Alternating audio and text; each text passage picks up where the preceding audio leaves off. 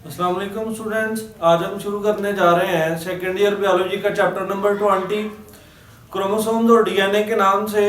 तो word chromosome जो है ये जर्मन में कॉइंड हुआ था। यूनानी जुबान के दो लफ्ज़ों के मिलने से बना था ये, एक क्रोम और दूसरा सोमा। तो इसका मतलब लिटरली मीन्स होता है कलर्ड बॉडी। तो क्रोमोसोम का मतलब है कलर्ड बॉडी। इसका अगर लिटरल मीन देखा जाए तो उसको ट्विस्टेड बॉडीज भी बोलते हैं, ट्विस्टेड थ्रेड्स बोलते हैं। तो ये यूनानी जुबान के दो लफ्जों के मिलने से बना था वर्ड क्रोमोसोम। क्रोम का मतलब होता है कलर्ड और सोमा का मतलब होता है बॉडी। तो इसका मतलब जो कलर्ड बॉडीज होती हैं उनको बोलते हैं क्रोमोसोम्स। तो ग्रीक वर्ड आपने देखा होगा, मोस्टली केमिस्ट्री और बायो में जितने भी वर्ड्स हैं वो या तो लैटिन है या फिर ग्रीक है। तो उसकी क्या रीजन है? ग्रीक और लैटिन वर्ड ही क्यों इस्तेमाल किए जाते हैं? Because these are dead languages, there is no possibility in their modification. ये डेड लैंग्वेजेस हैं, इनकी मॉडिफिकेशन की पॉसिबिलिटीज नहीं है, इसलिए ग्रीक और लैटिन वर्ड को इस्तेमाल किया जाता है बायो में और केमिस्ट्री में। अब हम देखते हैं इसके इंट्रोडक्शन के बारे में। तो इसको फर्स्ट टाइम क्रोमोसोम को ऑब्जर्व किया था सैलमेंडर लार्वा के डिवाइडिंग सेल्स में। एक जर्मन एम्ब्रियोलॉजिस्ट था, अदर नामी एक साइंटिस्ट था, उसने इसको क्रोमोसोम का नाम दिया था। अब हम देखते हैं क्रोमोसोम जो होते हैं इनको आप क्रोमेटिन बी बोलते हैं और क्रोमोसोम्स बी बोलते हैं। अब इंटरफेज के दौरान सेल डिवीजन से पहले इसको क्रोमेटिन बोलते हैं और सेल डिवीजन के बाद, सेल डिवीजन से पहले इंटरफेज के दौरान इनको क्रोमेटिन बोलते हैं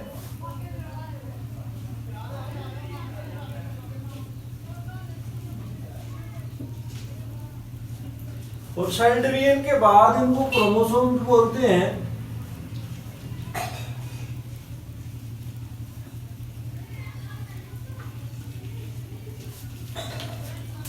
अब इसके अंदर इनर मैस जो होता है, इनर मैस जो होता है न्यूक्लियस के अंदर, उसको न्यूक्लियोप्लाज्म बोलते हैं। और जो मैट्रिक्स या मैस न्यूक्लियस के बाहर होता है उसको बोलते हैं साइटोप्लाज्म।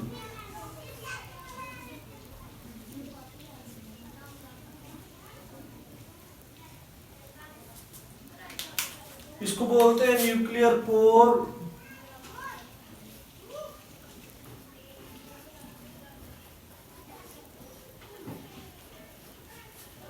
और इसको बोलते हैं न्यूक्लियर मेम्ब्रेन। एक बार फिर से समराइज कर लेते हैं। इंटरफेज के दौरान सेल डिवीजन से पहले इसको क्रोमेटिन बोलते हैं और सेल डिवीजन के बाद इनको क्रोमोसोम्स बोलते हैं।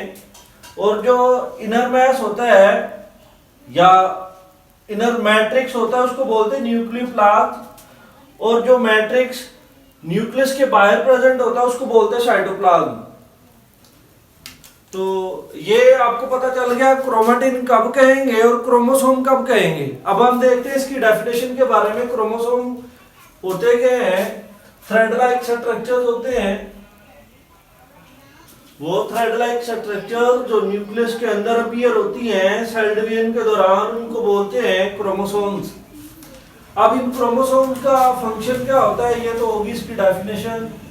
ये ट्रांसफर करते हैं कैरेक्टरिस्टिक्स, कैरेक्टरिस्टिक्स को ट्रांसफर करते हैं ऑफस्प्रिंग।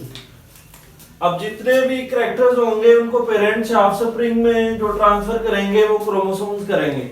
अब हम देखते हैं क्रोमोसोम की कंपोजिशन क्या है। डीएनए की कुछ परसेंटेज होती है, सिग्निफिकेंट अमाउंट आरएनए की होती है। इसमें डीएनए जो है ये 40% होता है, 40% डीएनए, 60% प्रोटीन होती हैं, हिस्टोन प्रोटीन, और सिग्निफिकेंट अमाउंट जो होती है वो आरएनए की भी होती है।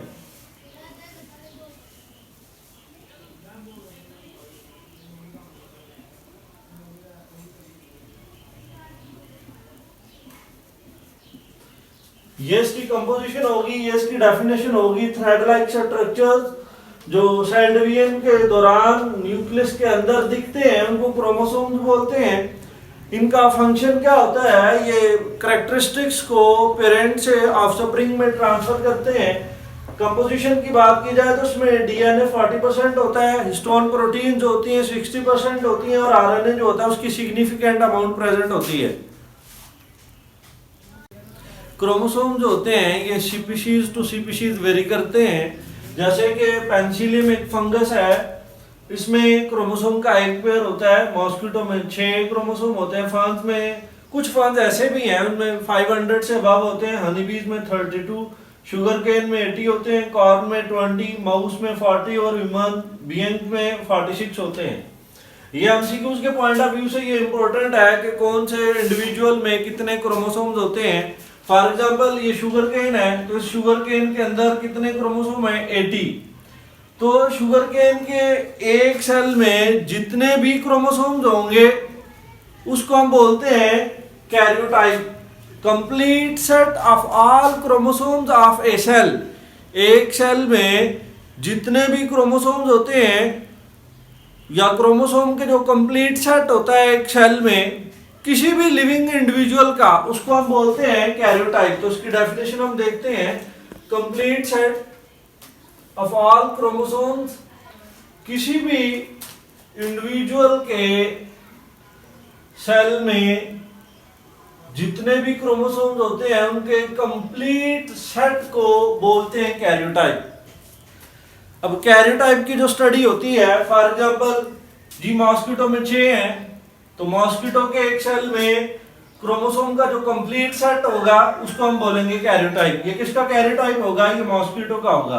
अब कैरियोटाइप की जो स्टडी होती है उसको बोलते हैं कैरियोलॉजी, स्टडी ऑफ कैरियोटाइप।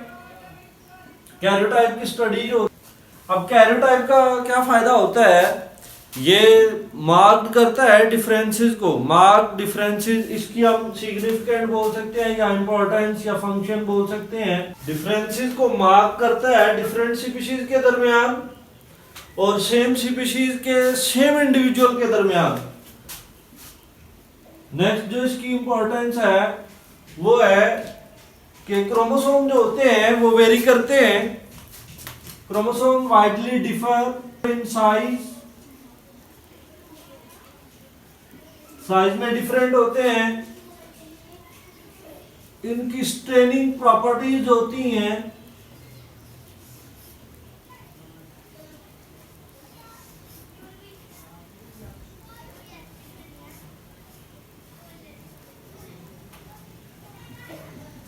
वो डिफरेंट होती हैं।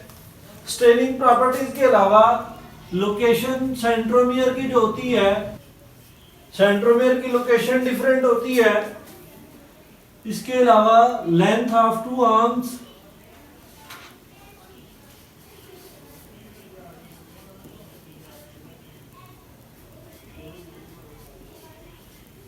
Length of the 2 arms, size different होता है। इसकी स्टेनिंग प्रॉपर्टीज डिफरेंट होती है। सेंट्रोमेयर की लोकेशन डिफरेंट होती है और इस क्रोमोसोम की जो आर्म्स होती है उनकी लेंथ डिफरेंट होती है। इसके अलावा कंस्ट्रिक्टेड रीजन्स जो होते हैं वो डिफरेंट होते हैं।